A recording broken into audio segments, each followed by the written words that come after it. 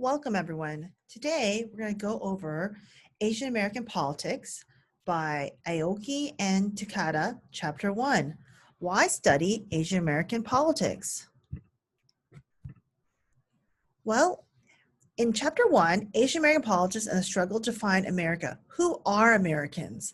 Now, something that always attracts and attacks Asian Americans is this idea that Asian Americans are the forever foreigner, even though they've been here for over 150 years and have been pivotal to the development of America, such as the transcontinental railroad, such as food, such as politics, but they're not seen that way. They're seen as, even if you've been here forever, you're seen as still the perpetual foreigner.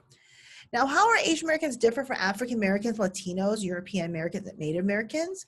Well, big differences. African Americans had slavery. Asian Americans came here voluntarily, mostly. Latinos are also perceived as foreigners. And some Europeans are viewed as assimilated, quote, real Americans.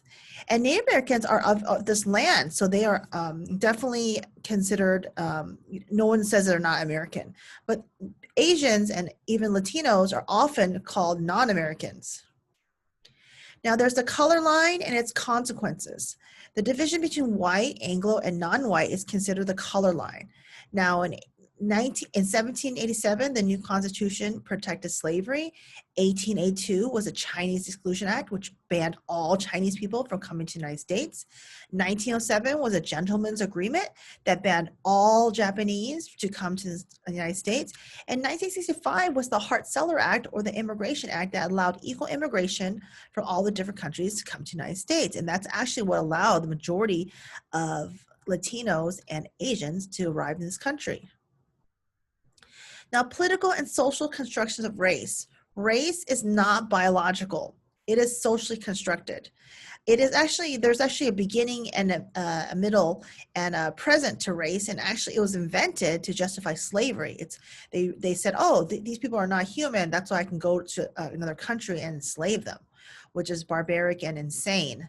But that's why race was invented, to justify slavery. Now, chapter 1.5 summary, race is something that people invented with little or no help from nature. The division between white and non-white is sometimes referred to as the color line. Racial categories were created to divide humans into different groups, with one usually receiving favored treatment while most or all others are usually at a disadvantage. I'll have a student read this, but I'll read it myself. Our underlining theoretical framework and throughout this book is a concept of racial formation. Sociologists Michael Omi and Howard Wynett defined it as the social historical process by which racial categories are created, inhabited, transformed, and destroyed. Racialization. Racialization is when people actually categorize you as a race, and it actually changes in time. Like if you look at how Filipinos were defined as white at one point, and even Chinese were defined as white in some places, but then they were also defined as black. So you see how it changes through time and space and through legal laws. So again, it's not biologically real, it's just socially constructed. So things that happened for Asian Americans is the alien land laws in 1913.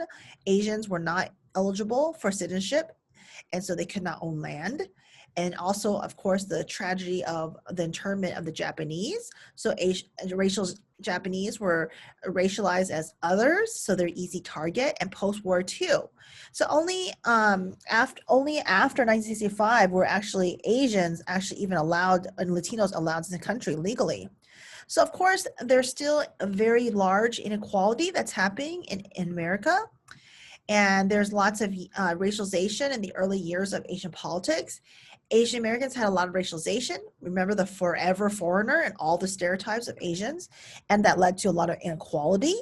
And a lot of racialization had a lot of discriminating laws, such as they couldn't own land and or businesses. Lots of ordinances, such as the anti-Chinese restaurant ordinance, and lots of discrimination towards Asians. So of course, the big Asian discrimination was the 1882 Chinese Exclusion Act, but also organized labor. Those people were very much against Asians. So early Asian Americans, the conditions were unethical, and now it has somewhat improved. Asian Americans are again becoming more diverse as it is, and the viability of the unified Asian American identity was once again in question. So the story of Asian in America was beginning a new chapter.